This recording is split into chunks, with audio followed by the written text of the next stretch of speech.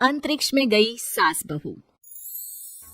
Mummy, आप इतनी अच्छी एस्ट्रोनॉट हो, फिर ये अर्ली रिटायरमेंट क्यों? क्योंकि बचपन से मेरा बस एक ही सपना था, जिसके लिए मैंने लाइफ में बहुत कुछ खोया और छोड़ा। लेकिन अब इस अर्ली रिटायरमेंट के जरिए मैं बस तुम दोनों के साथ और पास रहकर बिना किसी हड़बड़ी की जिंदगी जीना चाहती हूँ। सास की बात सुनकर काजल मुस्कुराकर चली जाती है। उसी शाम ऑफिस से घर वापस आकर अजय अपनी मम्मी के पास बैठता है। मम्मी, क्या हमारी स्पेस ऑर्गेनाइजेशन कोई नया स्पेस मिशन प्लान कर रही है? क्या मिशन है, बताओ ना मम्मी। हे भगवान, शरीर इतना बड़ा हो गया लेकिन दिमाग आज भी बच्चों से गया गुजरा है। घर में आया नहीं कि सवाल शुरू। तो तुम जवाब दे दो ना। मैं क्या जवाब दूं? जैसे तुझे मेरे रिटायरमेंट के बारे में पता ही नहीं। इतने समय से तूने मुझे ऑफिस जाते हुए देखा क्या? फिर मुझे कैसे पता होगा? जा, तेरी पत्नी से पूछ, वो रोज ऑफिस जाती है। माँ की बात पर अजय आवाज लगाकर काजल को बुलाकर वही सवाल उससे भी पूछता है, पर काजल उसका कोई जवाब नहीं देती। और बोलो पत्नी से पूछने के लिए, मैडम जवाब ही नहीं दे रही।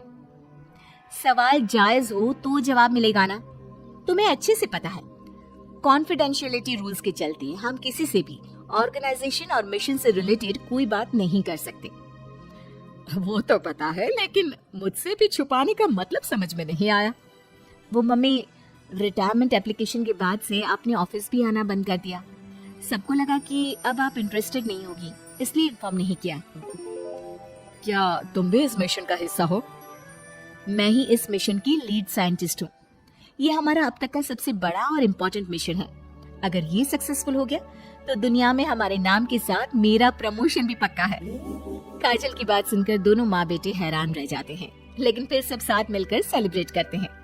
अब दिन बीतने लगते हैं। काजल स्पेस मिशन के चलते पहले से ज्यादा बिजी हो जाती है और देर तक ऑफिस में समय बिताने लगती है। कुछ समय तक इसे चुपचाप देखने के बाद एक सुबह बहू को सामने देखकर आखिरकार सास उसे टोक ही देती है। आ रही हो या जा रही हो? भाई, हमें तो तुम्हारी शक्ल देखे लगता है सदियां बीत गई। मैडम कब आती है कब जाती है कुछ पता ही नहीं चलता। अरे ऐसा कौन सा मिशन है जिसने सुबह रात घर परिवार सब भुला दिया? मिशन तो मैंने भी बहुत देखे हैं और गई भी हूँ, पर ऐसा हाल कभी नहीं हुआ। मम्मी, मैं आपकी चिंता और गुस्सा समझ सकती हूँ, पर ये स्पेस मिशन आज तक के सभी मिशन से बहुत अलग है। अच्छा, जरा मैं भी तो सुनूं, ऐसा क्या है इसमें? आई एम सॉरी मम्मी, मैं नहीं बता सकती। भूलो मत, मैंने रिटायरमेंट अप्लाई किया है, लेकिन रिटायर होने में अभी 7 महीने बाकी है, जिसके हिसाब से मैं आज भी ऑर्गेनाइजेशन का हिस्सा हूँ। तो मुझे बताकर तुम कोई रूल नहीं तोड़ रही। मुझे सब याद है मम्मी, और मुझे ये भी पता है कि अगर आप साथ दें तो मिशन के लिए बहुत बड़ी मदद साबित होगी।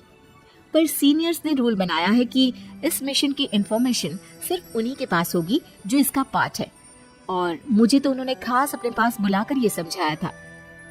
बहू की बात सुनकर सास सोच में पड़ जाती है और अगले दिन खुद भी ऑफिस पहुंच जाती है। ओहो, क्या बात है मैडम, रिटायरमेंट के एप्लीकेशन के बाद तो आपने दर्शन देने भी बंद कर दिए। अरे सर, अगर ईद का चांद रोज निकला करता तो क्या उसका स्वागत इतने जश्न से होता?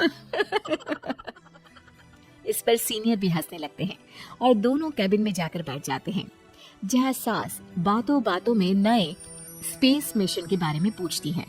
वो उन्हें मिशन के बारे में सब कुछ बताकर तुरंत एक इमरजेंसी मीटिंग बुला लेते हैं, जिसमें साइंटिस्ट की टीम और काजल के साथ एस्ट्रोनॉट्स की पूरी टीम भी होती है।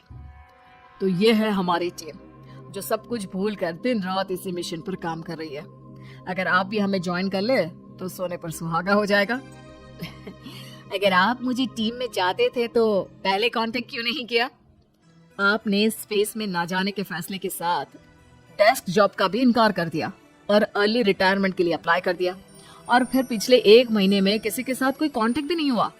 इसलिए हमने सोचा शायद अब आप ब्रेक लेकर इस सब से दूर रहना चाहती हो, और इसीलिए किसी ने आपको परेशान करना सही नहीं समझा। बात तो आपकी सही है, फिर भी एक सुझाव देना चाहूंगी। ये जो आप कर रहे हो ना, ये मिशन नहीं, साफ सुसाइड है। एक साथ इतने सारे लोगों को स्पेस में 6 महीने रहने के लिए भेजना आसान काम नहीं है। और ये बात मुझे आपको समझाने की जरूरत नहीं होनी चाहिए। हमें सारे कॉन्सिक्वेंसेस, स्पेस, नेचर, मिशन के मुश्किल सबका पता है और ऐसा करने वाले हम पहले नहीं हैं। इसलिए ये भी साबित है कि काम हो सकता है। आप सिर्फ एक एक्सपेरिमेंट के लिए इतने सारे लोगों की जान और मेहनत को दांव पर लगाना चाहते हो, जिसमें सक्सेस रेट भी मुश्किल से 1% है।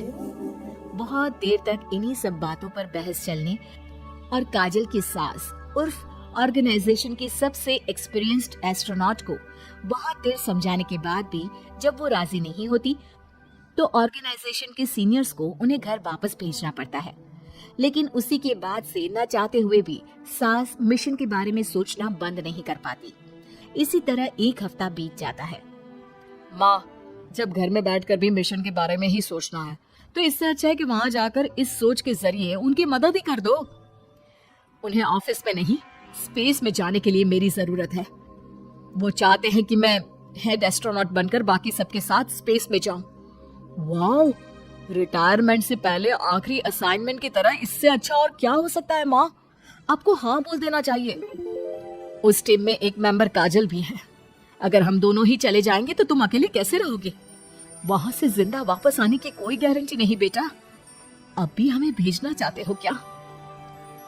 जिस दिन से आपको पहली बार स्पेस में जाते देखा है, तभी से ये डर और पॉजिटिविटी दोनों साथ लेकर जीना सीख गया हूँ। अब जाओ माँ, मुझे पूरा भरोसा है आप दोनों वापस भी आओगे और देश के साथ मेरा नाम भी रोशन करोगे। बेटी की बात सुनकर माँ के अंदर हिम्मत आती है और वो एक बार फिर स्पेस ऑर्गेनाइजेशन पहुंच जाती है, जहां उसके फैसले से सब बहुत खुश होते हैं और स्पेस मिशन की तैयारी पहले से ज्यादा जोश में शुरू हो जाती है। कुछ ही समय बाद दोनों सास बहू स्पेस में पहुंच जाती है। आखिरकार आज मेरी साइंटिस्ट बहू एस्ट्रोनॉट भी बन गई। सिर्फ स्पेस सूट पहन लेने से कोई एस्ट्रोनॉट नहीं बन जाता। मैं साइंटिस्ट हूँ और उसी में खुश हूँ। अगर मिशन की रिक्वायरमेंट नहीं होती तो शायद कभी यहाँ आती भी नहीं। इसी तरह दिन पर दिन स्पेस की अनेक मुश्किलें और दिक्कत सहते हुए देखते ही देखते 6 महीने बीत जाते हैं और नामुमकिन को मुमकिन करके दिखाते हुए सब सही सलामत अर्थ पर वापस आ जाते हैं, जिसके बाद से दुनिया भर में ये मिशन सास बहू की अंतरिक्ष यात्रा के नाम से मशहूर हो जाता है।